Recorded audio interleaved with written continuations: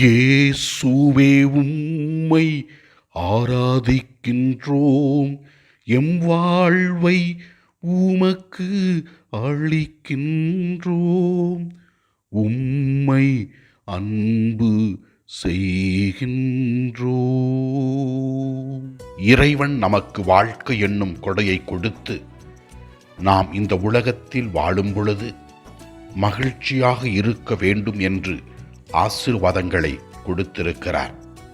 ஆனால் நாம் இறைவன் கொடுத்த ஆசீர்வாதங்களை எல்லாம் பயன்படுத்தி கொண்டு இறைவனை மறந்து வாழும் பொழுது நாம் எவ்வாறு நாம் செய்கிற செயல்களில் வெற்றி காண முடியாது என்றும், இறைவனை நாம் முதன்மைப்படுத்தி அவருக்கு தேவையானதை செய்யவும், அவருடைய ஆலயத்தை கட்டி எழுப்பவும், அவருடைய அருள் பிரசன்னத்தை உணரவும் நாம் முற்பட வேண்டும் என்று இறை வார்த்தை நமக்கு விளக்குகிறது. இதோ நாம் இறைவனை உணர்ந்து நம் வாழ்க்கையில் இறைவன் நமக்கு செய்கிற செயல்களை உணர்ந்து அவருக்கு நன்றி சொல்வோம், அவருக்கு நாம் முக்கியத்துவம் கொடுத்து வாழ்வோம். அப்போது இறைவன் நாம் செய்கிற செயல்களை ஆசீர்வதிப்பார்.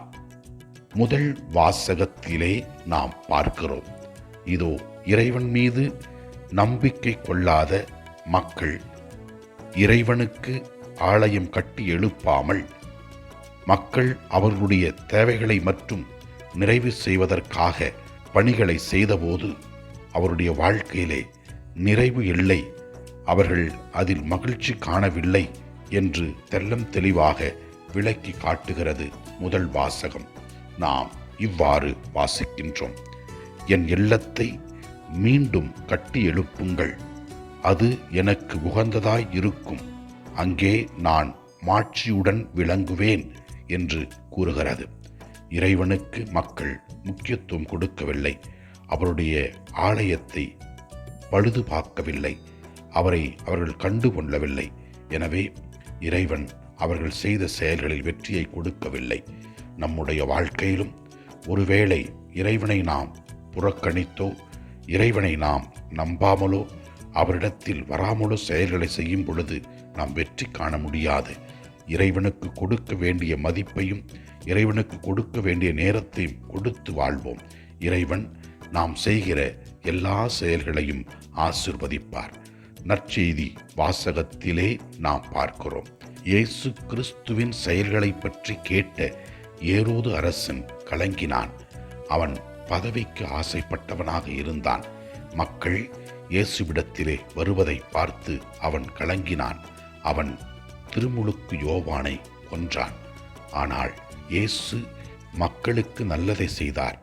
மக்கள் அவரை நாடி வந்தார்கள். நாமும் இயேசுவை பின்பற்றி மக்களின் தேவைகளை நிறைவு செய்கிற வகையிலே நம்மால் முடிந்த உதவிகளை மற்றவர்களுக்கு செய்வோம். கிறிஸ்துவின் பணியை நாம் செய்யும் பொழுது நம் வாழ்க்கையை அவர் ஆசீர்வதிப்பார்.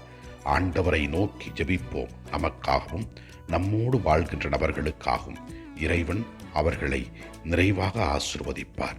நம்மையும் நிறைவாக ஆசீர்வதிப்பார். எல்லாமல்ல இறைவன் தந்தை, மகன், தூய ஆவியார் நம் ஒவ்வொருவரையும் ஆசீர்வதிப்பாராக. இயேசுவுக்கு புகழ். மரியே வாழ்க. ஆமென்.